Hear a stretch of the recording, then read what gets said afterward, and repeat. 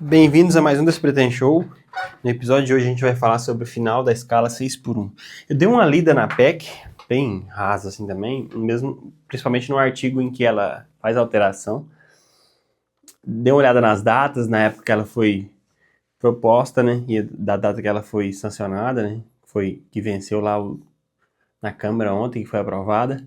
E comecei a ver alguns vídeos de alguns parlamentares, algumas pessoas têm influência no debate público e comecei a tirar minhas próprias conclusões.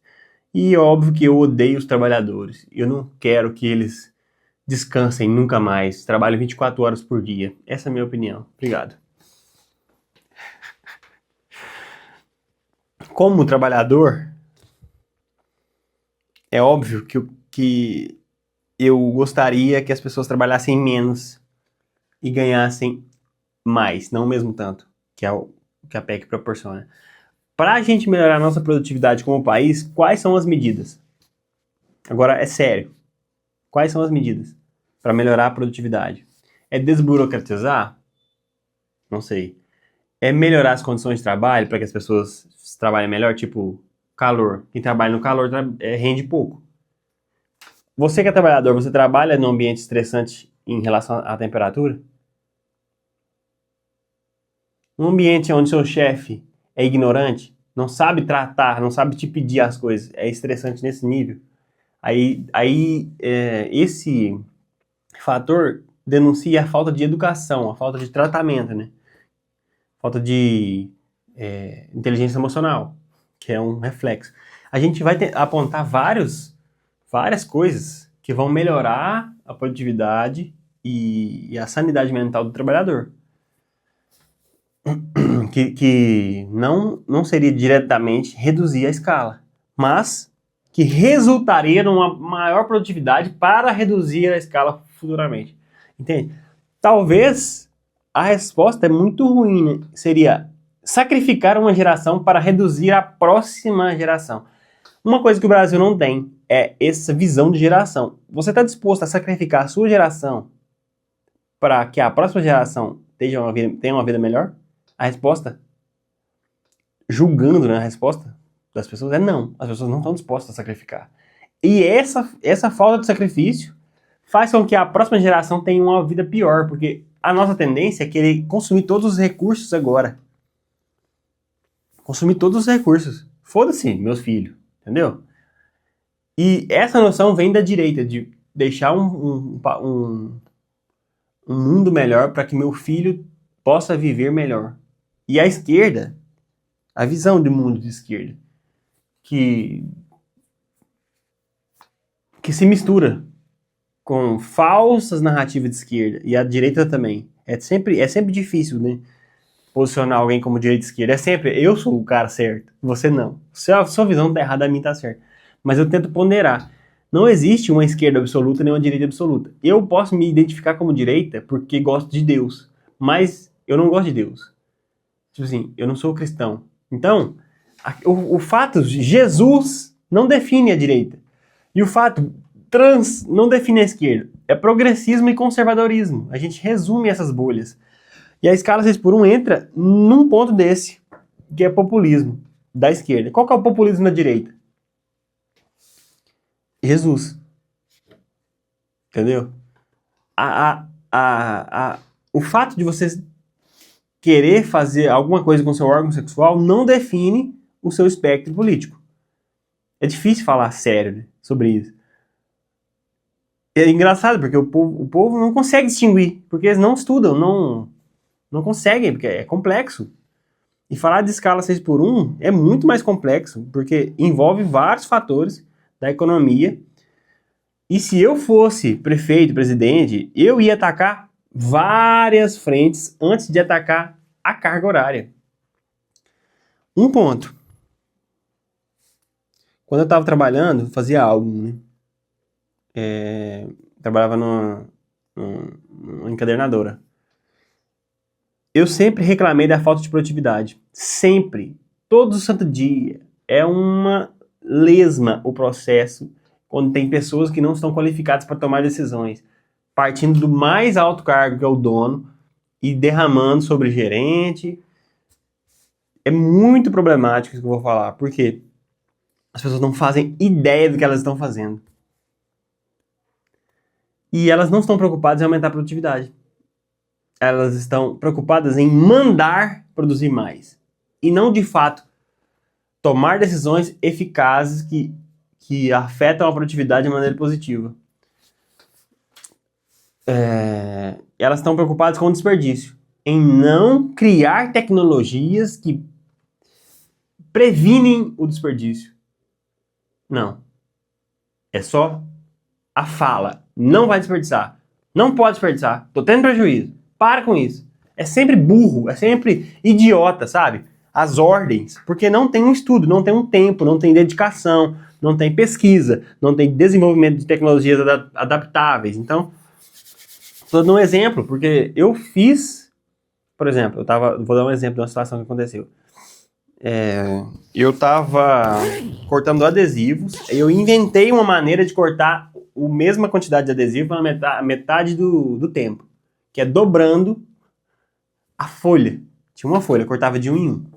Eu dobrei a folha para cortar de 2 em 2. E adivinha o que eu fiz? Chamei mais um colega pra gente cortar de 4 em 4. Lá ele, para quadruplicar a quantidade e cortar por 4 no tempo. E deixar e fazer estoque de adesivo. Já pensou nisso? Fazer estoque, em vez de cortar toda semana? Tirar um dia para cortar, aumenta a produtividade naquele dia, não vai sair nada de produção, né? Mas vai criar um estoque, que vai ficar 6 meses sem precisar cortar. Aí se chama-se planejamento, logística. E não tinha controle de estoque onde eu trabalhava. E tudo era embolado. E tinha uma cobrança por entrega de data, de prazo. E a falta de comunicação entre os setores sempre gerava estresse. E aí a gente volta na questão do chefe. Quando o chefe não entende as nuances do trabalho, do que é requerido, né? Como pedir, como motivar, como criar, como desenvolver, está fadado a fracasso. Infelizmente. Vários setores da indústria sofrem disso. Eu acho que você que trabalha, você sabe do que eu tô falando, que você sabe a solução, mas você não tem coragem de contar pro seu chefe. Ele não conta com você, porque o negócio é dele, não é seu. Mas ele gostaria que você pensasse como chefe. Você não tem coragem de sugerir, você sabe como consertar, mas você queria receber mais por isso, porque se você vai contar, você merece receber a mais. Mas tem alguém que recebe a mais que você. Tem! E esse cara não tá preocupado em sugerir nada para solucionar, mas você tá. Mas você queria receber o salário desse cara, que é um subgerente, um supervisor. Mas esse cara tá montado, tá acomodado. E ele não. Esse é o problema do Brasil. Pessoas que ganham e não entregam. Pessoas que querem entregar, mas não vão entregar por falta de confiança. E ganham pouco. E querem sair do trabalho. Todo dia. Odeiam a sua rotina. E a burocratização.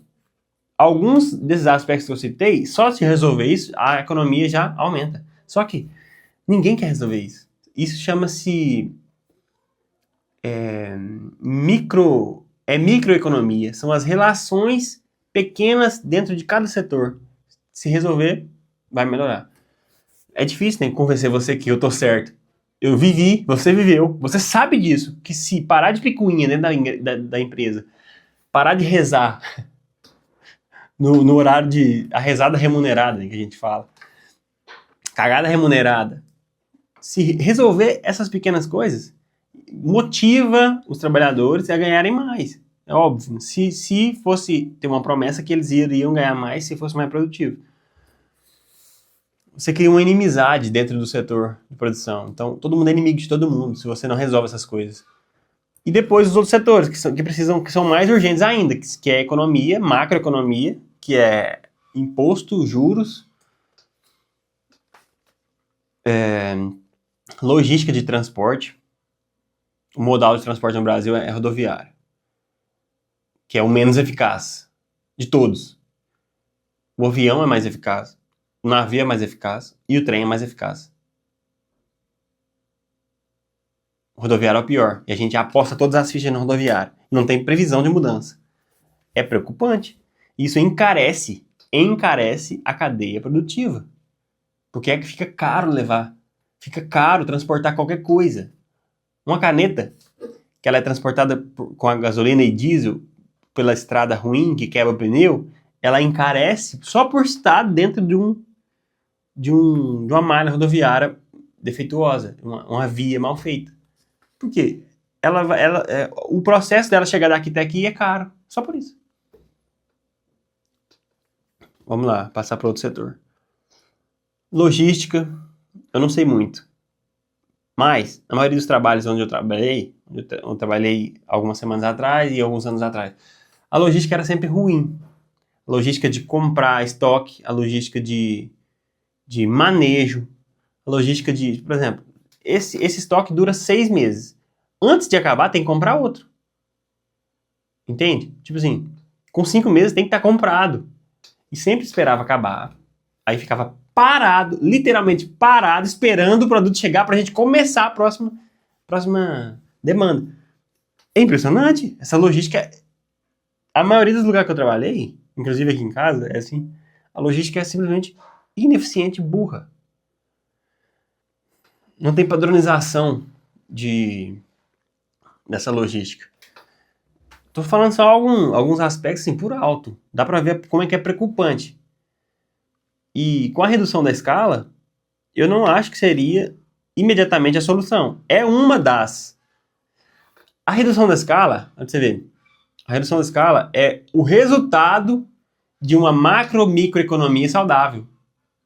Todos esses fatores que eu estou citando são microeconômicos e macroeconômicos. Quando você resolve, ou seja, dá passos em direção ao que seja ideal, você começa a resolver e começa a resultar numa redução da escala de trabalho. Da carga horária, né? Escala.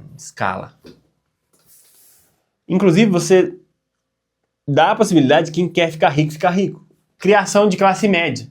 Ou seja, você dá a oportunidade do cara que quer trabalhar na escala 7x0, trabalhar e ganhar muito dinheiro. Hoje em dia, o cara que trabalha na escala 7x0, ele não ganha muito dinheiro. Ele sobrevive. Isso é um absurdo. Eu criei o paradoxo do pai do Chris. É o cara que é obrigado a trabalhar em 3 empregos.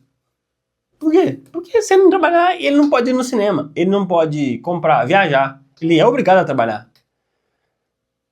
Eu tô falando sempre da classe trabalhadora, né? Que a gente subentende que é a classe média baixa. É óbvio que já existem médicos, doutores, arquitetos que estão nessa camada acima, que tem uma porcentagem da população, né? Que não é muito grande, né? Mas um país subdesenvolvido como o Brasil.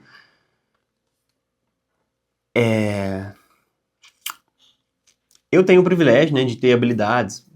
Eu faço dinheiro extra com algumas atividades. Até aqui no YouTube é um privilégio poder falar e tentar ganhar um dinheiro extra. Muitas pessoas não têm esse privilégio e não pensam, porque elas estão muito ocupadas trabalhando e cuidando da própria vida. E quanto mais essa pessoa ficar... É um paradoxo. Quanto mais a pessoa ficar encarregada de coisas cansativas, trabalho, chegar em casa tarde, jantar, roupa, a vida adulta. Quanto mais pesado for essa carga, menos ela pensa em outras fontes de renda e menos ela sai daquela condição. É realmente um paradoxo que o Brasil vive. E eu estava vendo um cara falando sobre um estudo que chega a um ponto que o Brasil cobra tanto imposto que não compensa mais aumentar os impostos, porque as pessoas criam formas de evadir os impostos fora da legalidade. Por quê? O cara simplesmente não consegue lucrar. Ou ele evade, ou ele fecha. Então ele prefere evadir, criar uma alternativa para continuar com a empresa de pé. E você cria vários mecanismos que todo mundo compartilha, vários mecanismos, tipo ir para o Paraguai, por exemplo, fundar sua empresa no Paraguai e operar ela aqui no Brasil. Você paga menos imposto. Ou você paga imposto para o Paraguai, né? Que é mais barato. Não sei se é menos, mas é mais barato. Menos é na quantidade, né? Não é a qualidade do imposto. Eu vi esse cara falando, falei, caramba, o Brasil tá dando tiro no pé, porque a guerra óbvia é direita contra a esquerda, pobre contra o rico. Fazer o quê? Vou aumentar o imposto do rico. Já sei. Precisa de dinheiro, aumenta o imposto. Aumenta a inflação. O rico é dono dos produtos. Dono do supermercado, dono das coisas. que a gente consome, gente pobre. O produto aumenta de valor e a gente tem que pagar a conta do aumento dos impostos. É tão básico. Tipo assim, os caras falam isso. Ah, eu tenho um negócio. Se o imposto aumentar, eu vou aumentar o preço do feijão. Entendeu? Porque é foda, né? É básico, mas tem que explicar. O preço do feijão, se o custo pro feijão vir para minha mesa aumentar, o custo do feijão vai aumentar. Então, vou falar sobre a escala de... Escala não. Último tópico pra gente terminar. Não quero me alongar muito. É o desenvolvimento da cadeia produtiva. Da complexidade da cadeia produtiva. Eu citei no Instagram, era o tapete, né? O tapete que um cara faz no tear manual. Ele custa R$5 para o cara fazer um tapete. Se ele aumentar a produtividade, ele faz mais tapete e consegue reduzir o custo. Por quê? Sei lá. Ele consegue fazer no mesmo dia uma quantidade X de tapetes. Se ele aumentar a complexidade da cadeia produtiva, seria comprar 2 máquinas. Só que ele é um só, então ele tem que contratar um funcionário. Como a máquina é dele, o funcionário vai ganhar o lucro sobre o aluguel da máquina. Não vai ser... Entendeu? É um jeito de aumentar a complexidade, aumentar a produção, diretamente. Tempo, pessoas, que é a maneira mais burra de aumentar a complexidade da cadeia. Ou seja, uma máquina é menos complexa do que 2, então 2 é melhor. 3, 4, 5, esse era o modo antigo. Hoje em dia a gente tem a inteligência de pensar, vamos aumentar a complexidade investindo em tecnologia, que é comprar uma máquina mais eficiente, que faz mais tapetes, ou seja, um tapete melhor. Eu dei o exemplo da máquina de tufting, que é uma máquina de tirar. Você já viu os vídeos que viralizam do cara cortando o tapete, aí saindo no Scooby-Doo, que fica fofinho, tapete que dá pra deitar, tapete de sala, tapete decorativo, não é tapete de limpar o pé. Também tem 2 funções diferentes, é óbvio, mas são tapetes do mesmo setor, do mesmo ramo, do mesmo mercado. Atende 2 públicos diferentes, mas são tapetes. Eu tenho que lembrar, porque eu não sou injusto de falar que atende o mesmo público, não atende. Tapete de enfeite, o tapete de parede, tem tapete de parede decorativo, e tem o tapete de limpar o pé, que é o de R$15, que eu falei. Eu mencionei os resíduos. O resíduo, que é o descarte, né, ou o manejo da sobra, do lixo, é um ativo se você trabalhar com inteligência, com tecnologia. Eu citei o retalho, pode servir para estofado, que é criação de outro produto a partir do resíduo. Então, isso aumenta a complexidade. Qual que é um exemplo de aumento da complexidade? É alguém que mexe com tomate, onde eu trabalhei, por exemplo. Se você criar um molho, você aumenta a complexidade da cadeia produtiva, que é um produto derivado do tomate. Não é só o tomate, vender o tomate puro e simples. Se você cria, além do molho, o ketchup, que é mais valorizado do que o molho, seria o molho preparado, né? Seria o terceiro produto, ou seja, tomate, molho, ketchup. Depois você cria o tomate seco. Depois você cria um cosmético à base do tomate. Aí você cria 5, 6 produtos. Aumentou a complexidade da cadeia. Em países desenvolvidos, você tem uma fábrica que planta tomate, outra fábrica que embala o tomate, outra fábrica que cria produtos a partir do tomate, molho e tal. E cada fábrica se retroalimenta. Pode ser da mesma família, do mesmo grupo, pode não ser. Eu imagino que seja assim, não sei na verdade. Assim como o leite. O cara que faz o leite condensado, que faz o leite, empacota o leite. Na maioria das vezes no Brasil não é a mesma produção, a mesma família. Tem um produtor de leite que vende o leite. O cara que compra o leite faz leite condensado, leite em pó.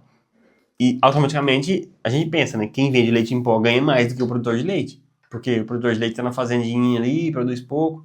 E não pensa em aumentar na maioria das vezes, né? O cara que é humilde não pensa em aumentar a complexidade da cadeia produtiva.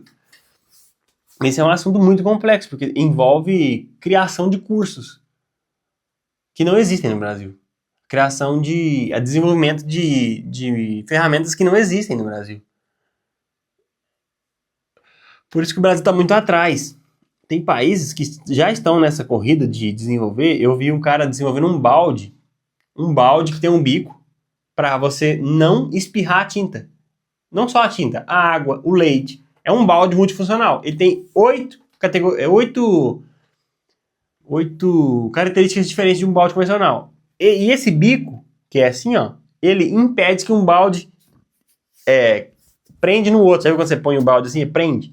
Porque ele é avantajado, ele fica assim, ó, pra fora. Ele não derrama, né, as coisas, não faz bagunça, tem um bico o dosador ali.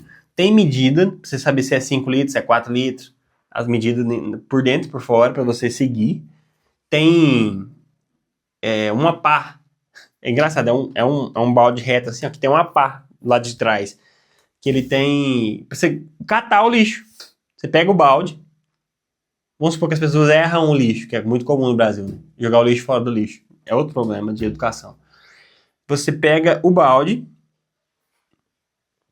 e varre o lixo pra dentro do balde. Com a própria pá que tem no lixo. Cara, isso é tão simples que chega a beirar o ridículo.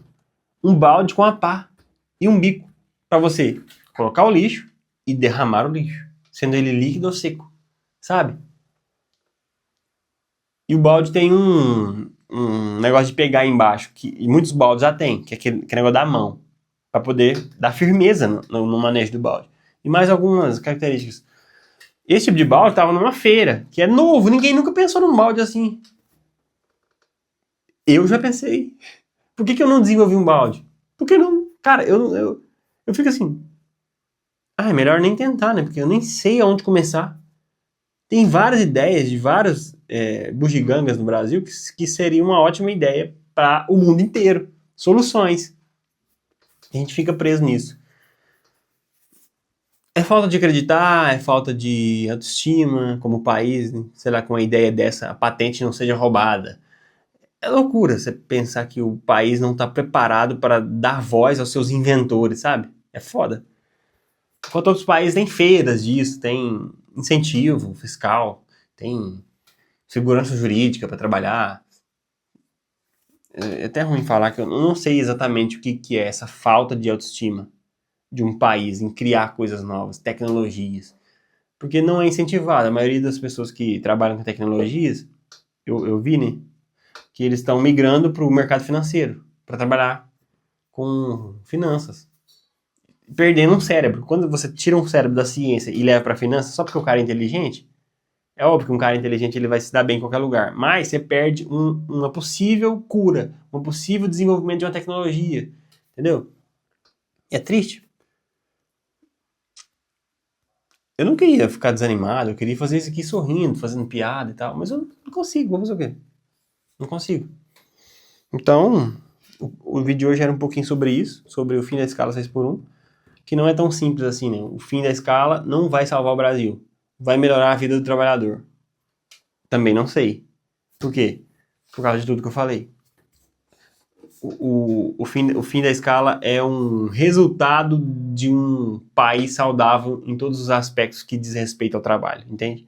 Justiça trabalhista, desenvolvimento tecnológico, cadeia produtiva, indústria pujante, torna as coisas baratas, tipo o petróleo. Se o Petrobras estiver em alta, vamos fazer uma relação simples. A Petrobras em alta, a gasolina é barata. O principal modal de transporte no Brasil é a gasolina. A passagem de ônibus fica mais barata. A passagem de Uber vai ficar mais barata. O transporte, todas as encomendas vão ficar mais baratas. É um efeito cascata. Simplesmente porque a Petrobras está fazendo seu trabalho direito. Entende? É uma relação direta. Aí, tudo vai ficar mais barato por causa dos impostos no combustível, que está mais barato. A gente vai ficar independente de importar petróleo. Tudo vai ficar mais barato, porque todo o plástico é derivado do petróleo. Então, o plástico mais barato, produtos de plástico vão ficar mais baratos. É simples. Aí você começa, aí uma coisa puxa a outra. Aí vamos supor que a gente consegue acabar com a corrupção no Brasil. A gente consegue investir melhor na infraestrutura do país. Aí a gente consegue melhorar as estradas, melhorar a infraestrutura, construir linha de trem para baratear ainda mais o escoamento, facilitar de matéria-prima. Vai, e tem esperança. Eu não falei o nome Renan Santos até agora. Eu não falei Renan Santos até agora, só pra deixar claro, beleza? Acho que é isso. Já tá chato pra caralho, já deve ter uns 20 minutos de baboseira. Mas se inscreve no canal, deixa seu like e compartilha aí. Valeu!